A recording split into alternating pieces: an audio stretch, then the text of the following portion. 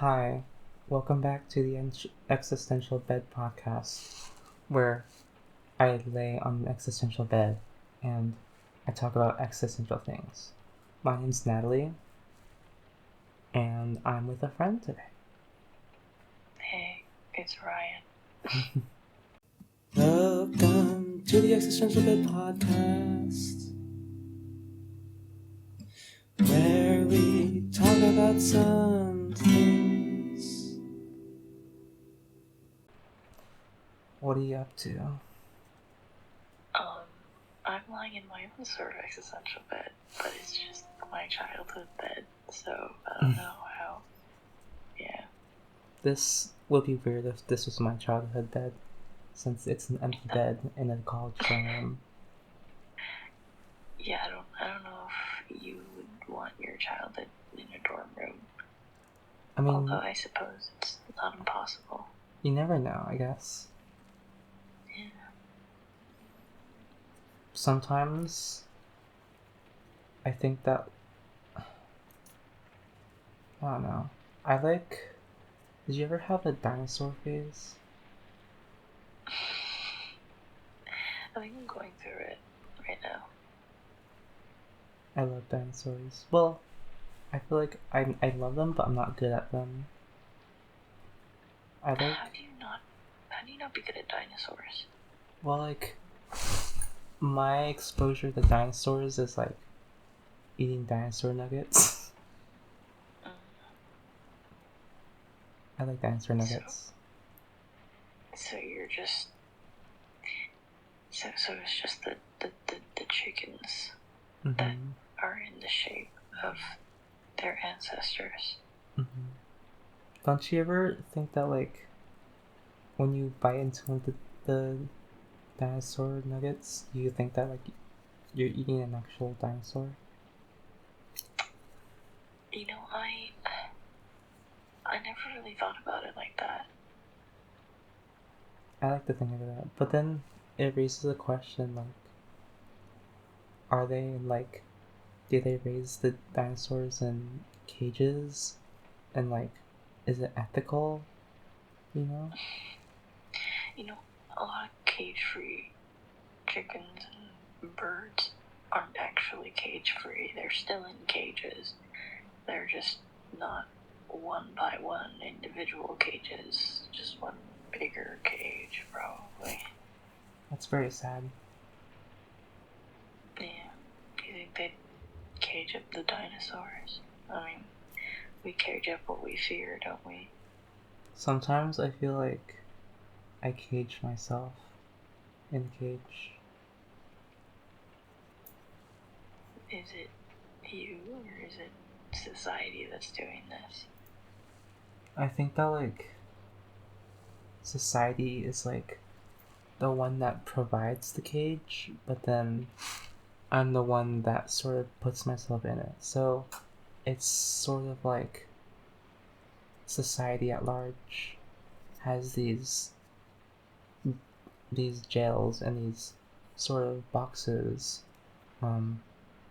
that it puts people in, and then I go and I feel like I put myself in those cages, because that's just, when everything's a cage, all you feel is a prisoner, you know? Yeah. But what food label did they paste outside your cage? What form of you are the masses eating today? I think today I feel like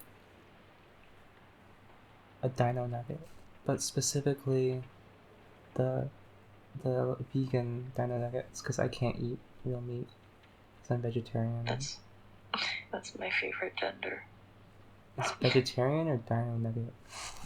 Vegetarian dino nuggets. Do dino nuggets eat? I've never eaten a vegetarian dino nugget. I have. Well, I've had the vegan chicken nuggets. I haven't had vegan dino nuggets, but there's a store near me that sells the vegan dino nuggets, and so one day I'll try. But I imagine it just tastes the same as the regular chicken nugget, the regular vegan dino chicken nuggets. I could help you test that if you really want it, because I can eat the regular chicken nuggets and the vegan chicken nuggets. Okay, we should do that. We should go buy some and then eat them on the bed. I mean, I get back tomorrow, so. Let's do it. Yeah. Although we need to get our hands on the vegan chicken. I mean, that's a lot of vegan chicken nuggets. I mean, if we buy a whole bag, that's like one. It's like $10, and two, we have to buy two of them, and three, we have to eat all of them. So unless we have like a mass dino nugget eating party, then yeah. I think we could throw a party. On the existential bed, or just like in general? On the existential bed, and other people are just there to eat the dino nuggets. So like, it's just gonna be us on the bed, and I feel like it's weird to be existential when there's more than like two people around you, or more than one per. Like, it's weird when there's more than one person. I feel like the more people you add, the more it creates a group dynamic and not a personal dynamic, if that makes sense. Yeah, that makes sense. This is pretty existential, I'll say. Yes. Like, there's something especially about, like, I'm talking to you and we're in the same mental space, but we're physically very far away. Yeah, that's interesting how it works, especially like when you have online friends. It's sort of like sometimes you have the space to be more existential and emotional because of that, because like I feel like, especially for me, I come from a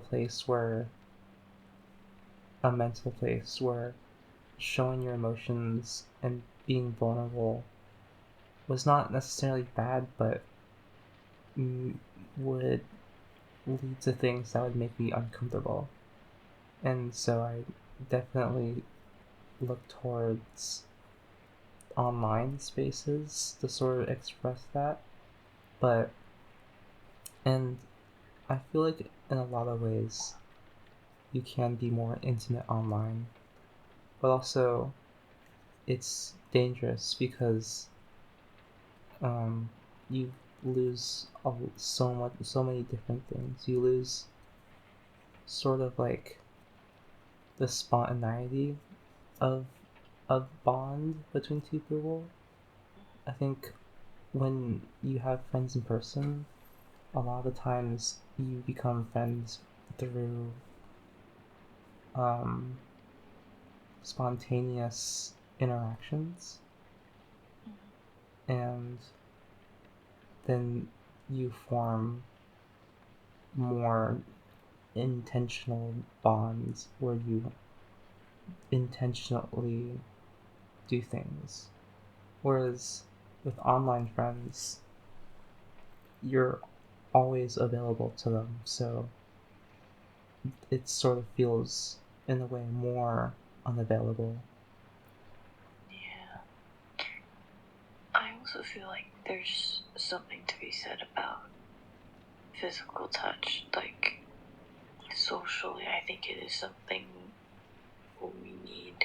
Mm-hmm. Maybe I'm just a physical touch person. No, but I'm the same too.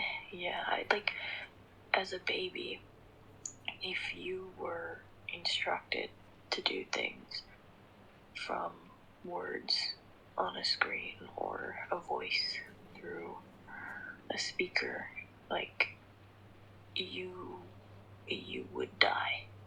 Like, I'm pretty sure that infants cannot survive without physical touch, and I think that's it's probably like, oh, you know, we'd probably survive at this point in our lives without it, but it's so essential, I think, even because there's the whole love language thing, which was also partially not even like rooted in anything. Well, it was rooted in something, but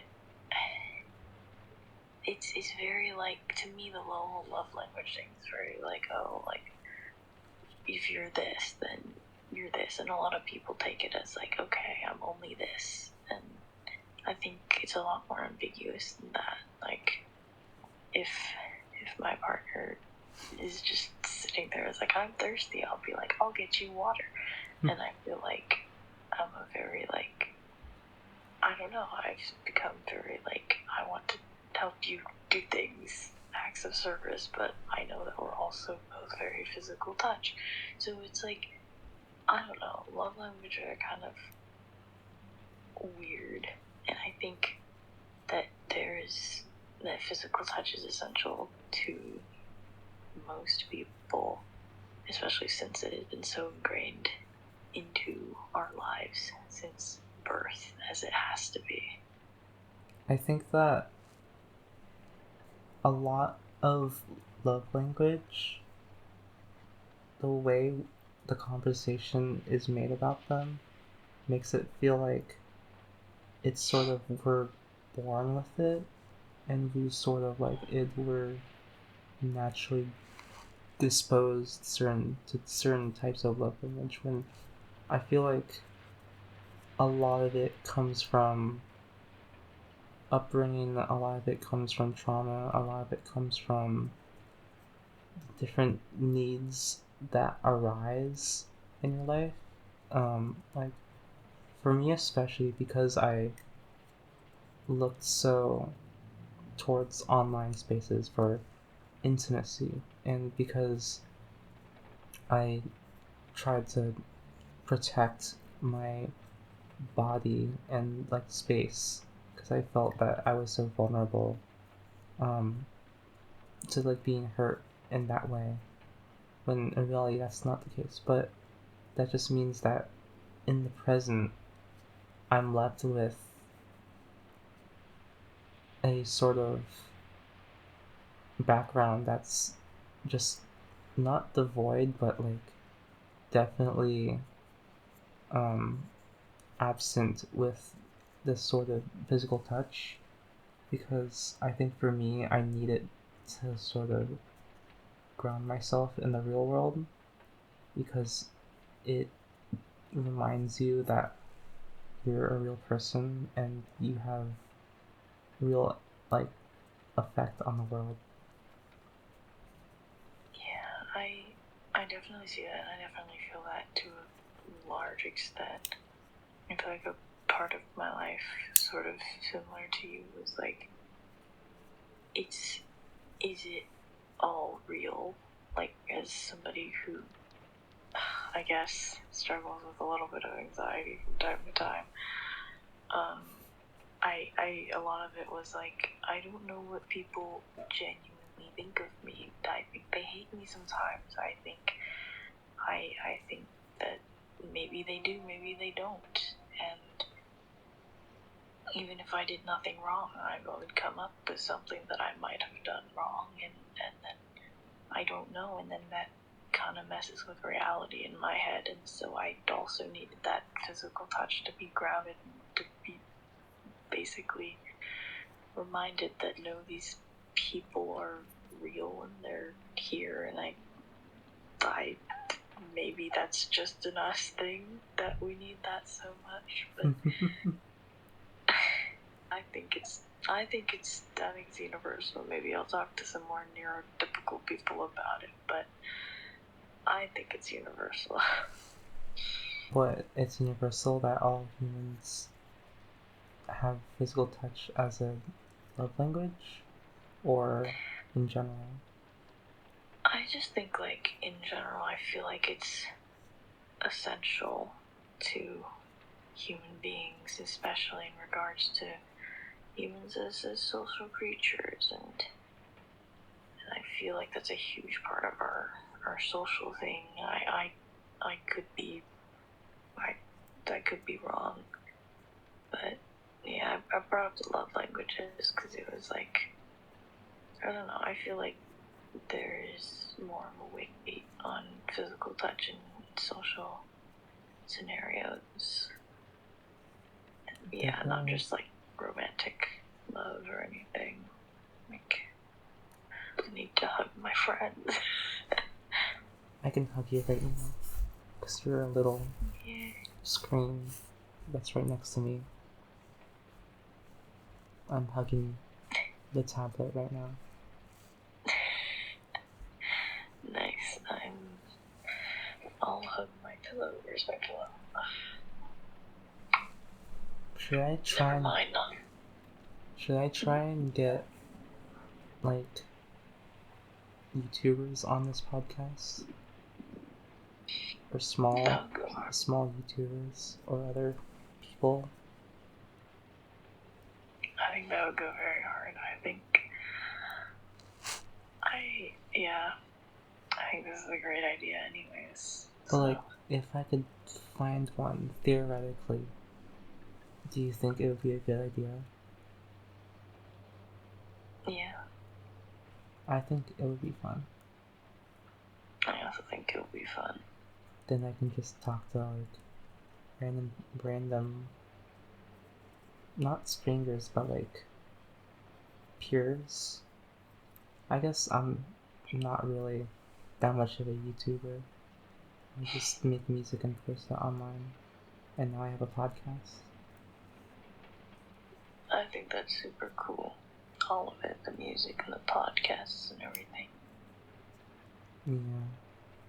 I think the podcast is a better way at like expressing myself in a way that people will actually be able to understand. I feel like with the music, it's like a lot of people don't really, or not that a lot of people don't really know what's going on. It's that it takes a very deep dive and background and sort of stimulus in order to like think in a certain way. But when you do, you can be like, it definitely is sort of made in a way where you can be given that stimulus and think, oh yeah, this music is very resemblant of that.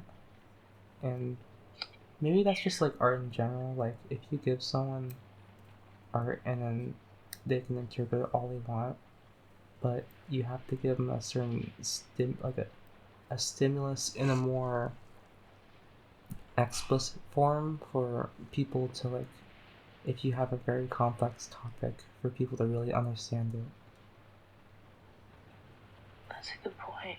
I do think though that like music in comparison maybe to literature or visual art, though I must say I'm a person who is huge onto the whole like, oh my god, English and music are so similar and here's why.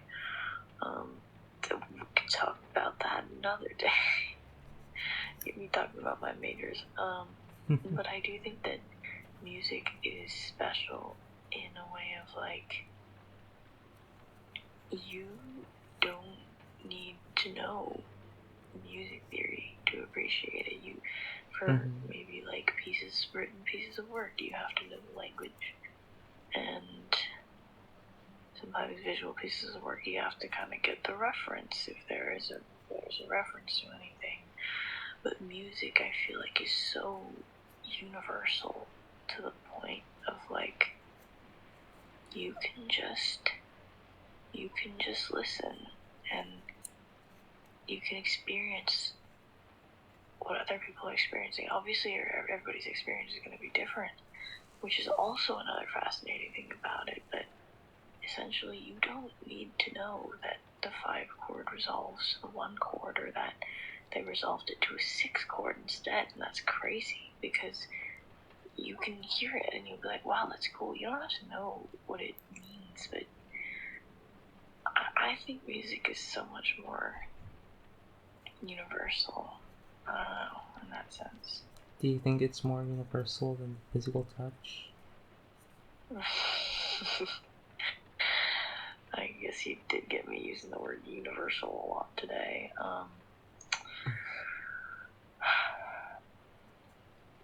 I don't know. I wrote a poem recently after listening to a TED Talk by one of our music professors, and because his talk was all about how sound can be music if you perceive it in the right way. Like, he played a cactus. It was absolutely amazing.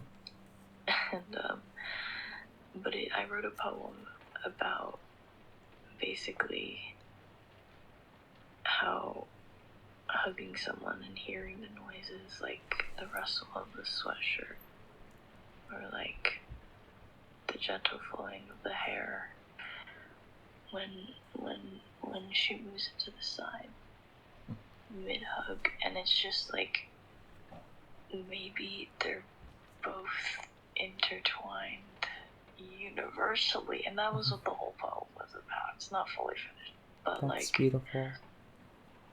thank you. I was very inspired by the cactus playing guy, because it was also, when he played the cactus, it did sound really nice. It kind of sounded kind of like water. So I don't know. I think they're universal in different ways. But you are right. I guess, yeah, they are both universal experiences.